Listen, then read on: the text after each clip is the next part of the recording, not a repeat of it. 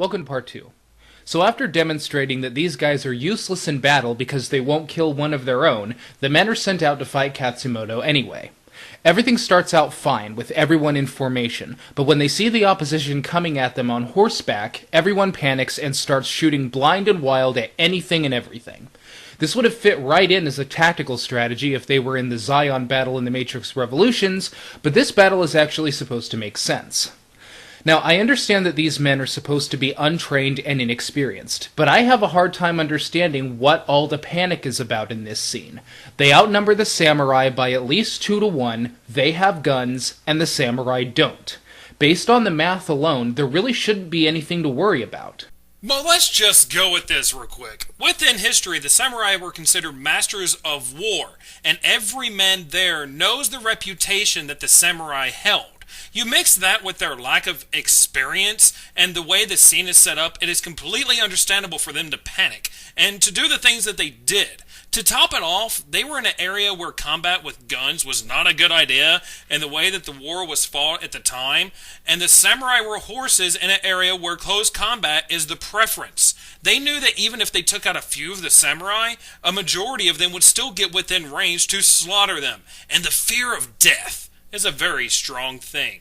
Plus, if you talk to pretty much anyone who knows anything about war, they will tell you that numbers do not win a battle. Skill and training does. I certainly can't understand the parts of this battle scene involving the peasants running away from the samurai. I don't care how trained or untrained I am. If you are coming at me with death in your eyes, I am not going to run away from you because you are on horseback and you will catch me. If I have a gun and you don't, I am either going to shoot your horse or I am going to shoot you until you are dead. Now, I have never even so much held a gun in my real life, and I have never been in a combat situation, and I understand that everyone reacts to fear differently, especially in groups. So maybe it is plausible that it all would have gone down this way, but it just doesn't seem to make sense to me. So, despite the fact that you have stated that you have no knowledge of how to use a gun, you would stand your ground and fight against a perfectly trained soldier who knows how to kill and feels no remorse when he does kill? Yeah, I would love to see you prove that in real life. I have this sickening feeling that you would probably run away screaming like a little girl. This is called the fight-or-flight effect. Plus, good job being a giant fucking elitist. So after the clusterfuck, Nathan Algren gets surrounded by the enemy. Now, it has already been established above all else that Nathan Algren has a death wish. So much so that he'll stand in front of a loaded gun and insist that a trainee shoot him. Remember that? Remember how impressed we were all supposed to be about how much he doesn't care if he dies? Well, something must have happened between then and now, because when the samurai surround him, boy howdy does he fight for life. That's like 6 samurai he fights off right there. Even if you want to argue that he at least wanted to give them a fight before letting them kill him, which contradicts the training scene, by the way, then this still flies in the face of what's been established, because even when he is on the ground, with no hope of saving himself, he still kills one of them with a freaking flagpole. I don't know about you, but I sure am impressed. Okay, there could be 2 possible reasons behind his actions. One, he has a death wish, but he wants it to happen on his terms, and not on someone else's terms. And he wants to choose the time and way he dies. Or 2, his combat training kicks in when in a combat situation. And when that happens, it takes complete priority over every other thought. And from talking to some of my friends who were in the military and have been in combat situations, the second reason is quite possibly the most possible. From what I understand, that if they are in a life or death situation, you fight to the end, and this is beaten into their skulls to where it is almost a second nature, and they will try and take out as many people as they can with them so their comrades will have less people to deal with. Except what happened to the death wish? I guess a wizard did it. Anyway, after seeing Algren fight his ass off the way he did, Katsumoto orders his men to spare him and capture him. This is the kind of thing I'm talking about with regard to John Logan's writing. There are plenty of good elements in this scene, hell, the whole movie for that matter, that are brought down by lousy execution. It's Star Trek Nemesis all over again. Every single big problem with Star Trek Nemesis could have been fixed by a few simple tweaks to the screenplay. Well, that and maybe getting rid of the Nosferatu aliens. Always, with regard to a John Logan screenplay, we aren't even talking about anything big. We're talking about simple changes that would have fixed everything. For instance, imagine if Katsumoto witnesses Algren fighting off the samurai just as he did, but then gets surrounded. Once he's outnumbered, he throws down his weapon, spreads his arms, and invites them to kill him. This would have alerted Katsumoto to two things. First, that Nathan has the will of the warrior, as was established in the scene we had, but also that he has demons that are holding him back from his full potential. With the scene we actually have, however, what does Katsumoto learn about Algren but that he fights really well? Oh boy, I was warned not to take this path, but I can't help it. You remember when I stated that the movie starts off with Katsumoto seeing a vision of a white tiger fighting off assailants? Well, this scene ties back into that. Katsumoto realizes that his vision was about Algren and that he is somehow connected to his destiny, which is why he spares his life. Plus, going with your suggestion for the scene and my limited knowledge of the history of Japan, if Algren had laid down his weapon and surrendered, that would have been taken as a sign of weakness and his immediate defeat, not a sign that he has the will of the warrior. This would have gotten him killed on the spot and not given honor and having his life spared. So they take him capture and hold him up in the mountains. As it is winter time, he won't be able to escape or leave until the season changes, so he's going to be here a while. Now, I'm not going to go into a lot of detail about what happens when Nathan Algren sits around in the mountains with the samurai. Him sitting around in the mountains with the samurai is pretty much half the movie, so this may seem like a lot to gloss over, but it's actually not. And that's the point. The only thing that happens in the hour we spend with him in the mountains is that he ends up liking the samurai and joining their side. Yeah, disregarding that this shows how he earns their respect, it starts a love interest. He's learning the way of the sword, the growing relationship between Algren and Katsumoto, and how they go from seeing each other as enemies and nothing more than a subject to learn from to becoming friends. Yeah, nothing happens during this segment. Nothing at all. Oh, that and there is this thing about Algren coming to terms with his inner demons and everything, but that's a minor point. It's not like character development is really important to the story anyway. The problem is that only two things caused this to happen. First, they take his booze away, which sadly forces him to face what he did during the Indian Wars. I'll see you tonight when I go to bed in my head movies. Yeah, thanks for ruining that scene with a joke that doesn't make any sense whatsoever. Not like that whole scene was dramatic or anything, and it was well executed. Yeah, I appreciate that. And in addition to facing these atrocities, it also means that he just can't party the way he used to.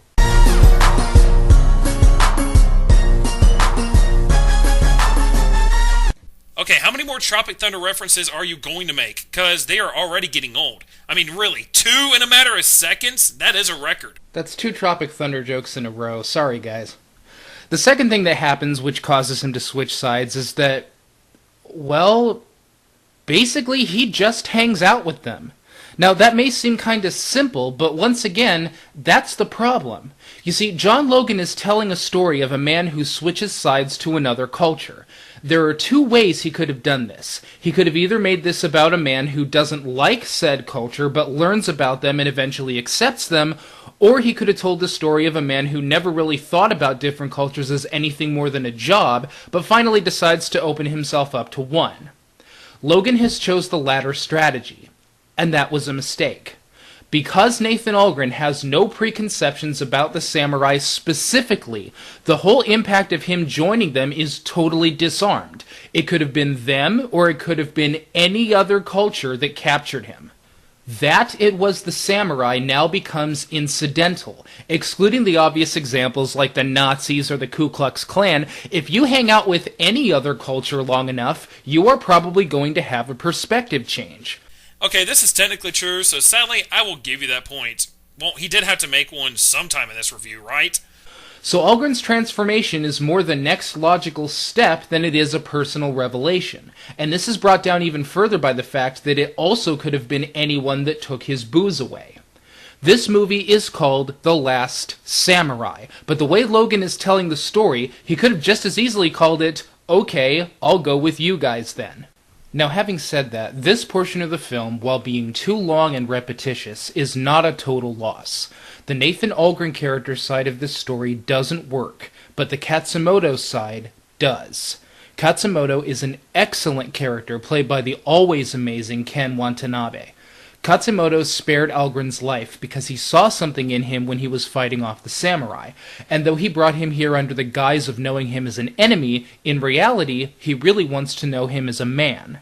No, in reality, he sees him as a source of information on his enemy. He even pretty much says so in the movie, which makes me wonder how you missed that. Wait, no, you can't nitpick about a movie if you happen to take the whole thing into context, can you?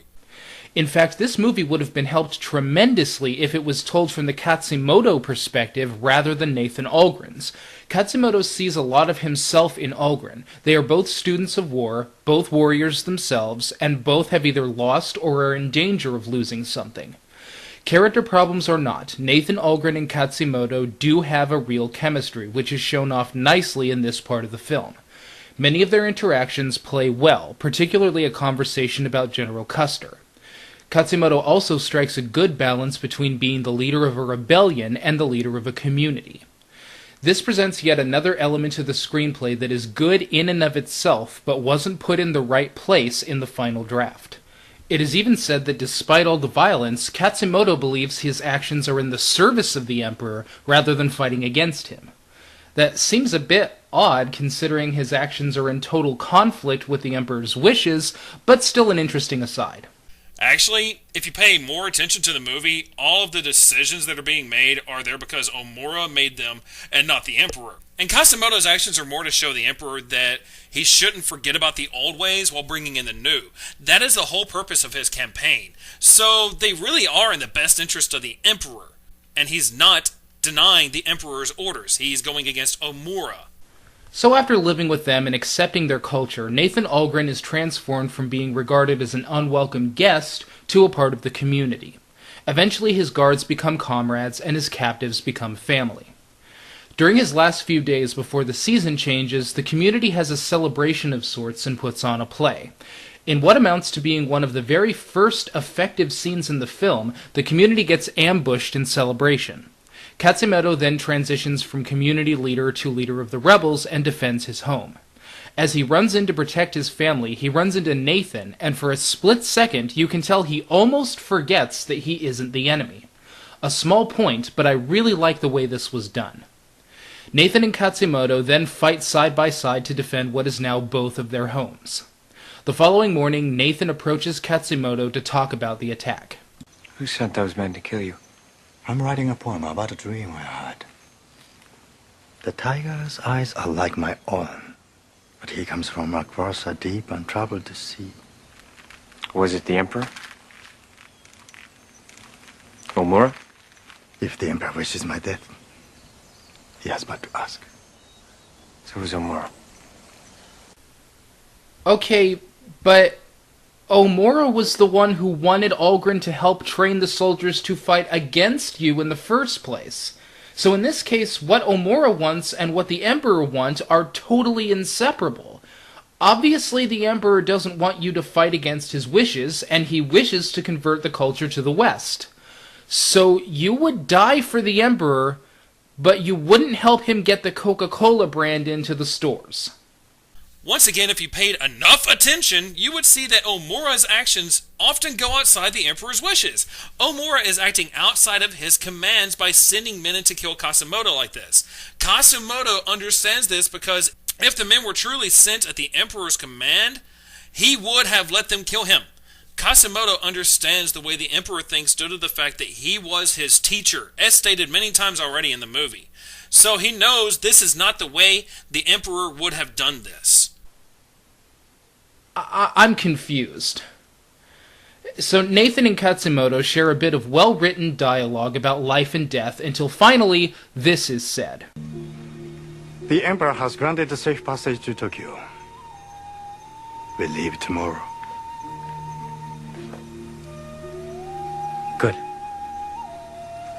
Good. What? What?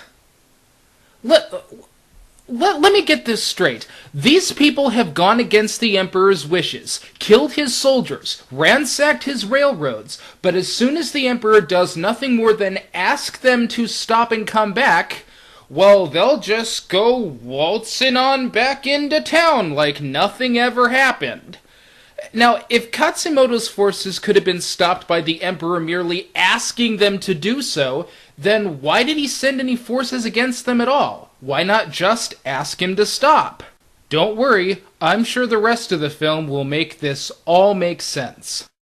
Once again, all the actions that are being taken against Katsumoto are being ordered by Omura, not the Emperor. The Emperor is doing nothing more than letting other people run his country, which is one of the reasons Katsumoto is doing all of this. Hell, you will even find out that the reason they are giving passage to Tokyo is because Omura is laying a trap for Katsumoto. But I'll see you guys again in part 3.